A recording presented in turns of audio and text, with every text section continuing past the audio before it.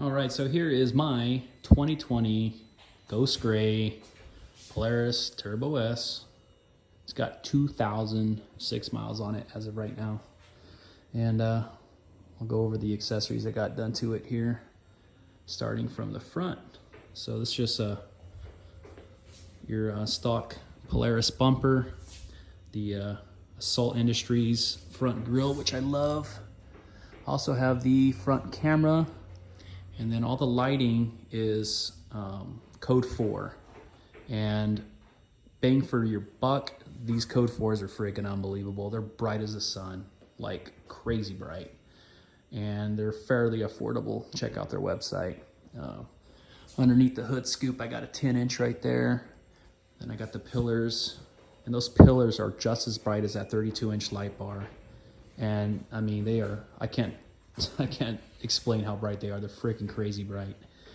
Of course, I got the Super ATV windshield, the seismic mirrors, which do great.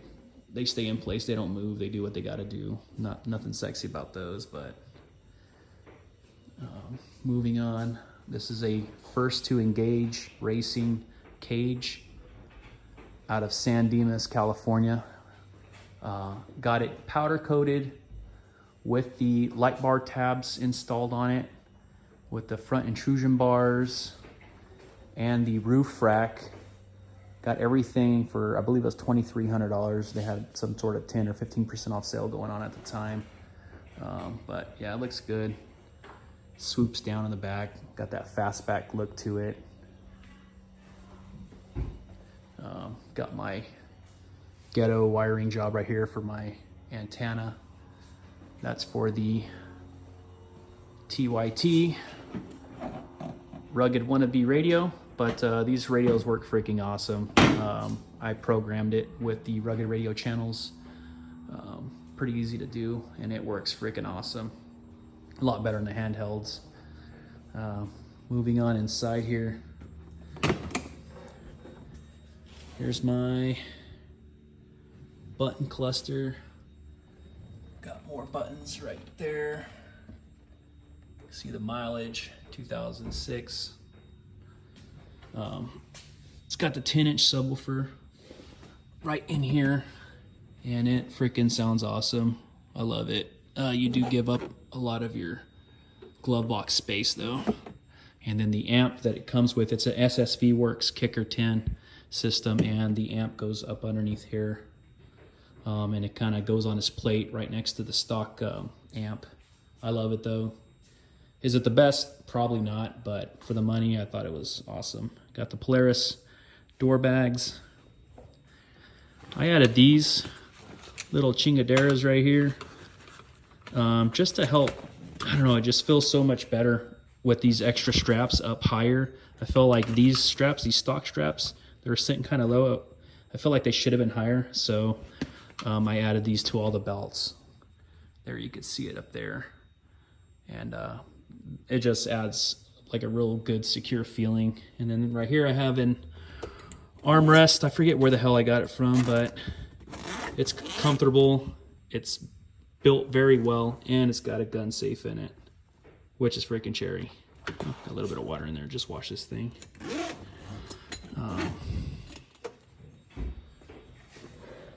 Got the Assault Industries shifter. Don't really need that shit, but it looks cool. Moving on to the back here, got the SMB particle separator, and then I got the UTV MA bump seat. And these things mount up real solid, super solid, and the kids love sitting up there.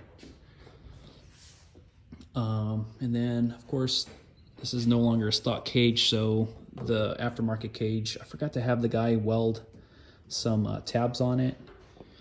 So I ended up just getting these right here.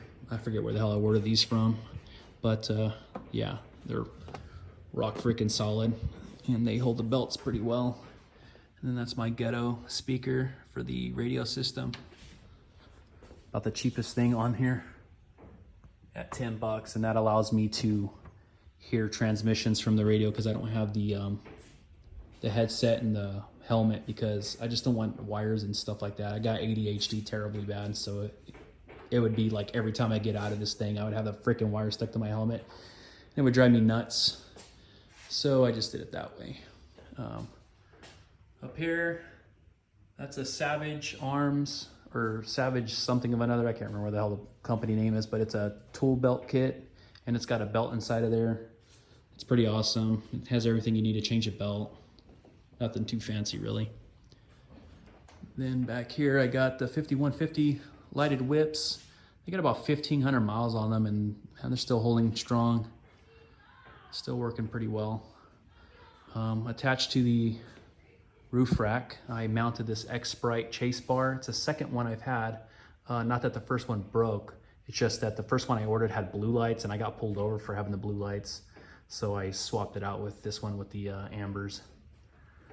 And it's mounted nice and clean to the roof rack.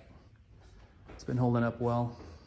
Of course, I got the jack right here. Got a fire extinguisher right here with like a $20 extinguisher mount. Got a couple ammo boxes. Got this Polaris storage box. That's really all you need.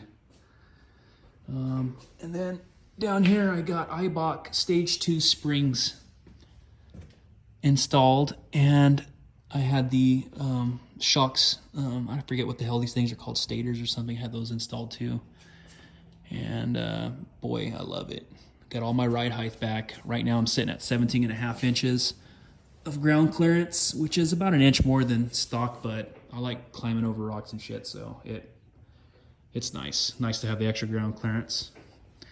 Then I have the Super ATV tree kickers. Not sure why, but they're there. I ride mostly in the desert, so don't really need them, but they work great for steps for the kids. Here's my trailing arms. Sandblasted to absolute hell, as is the tree kicker. Oh well, what are you gonna do? The still got stock tires on here. I'm a Portuguese, so I'm gonna use it till they basically blow out or something. Then I'll get some 33s or something nice and some nice new rims. But till then, they'll have to do.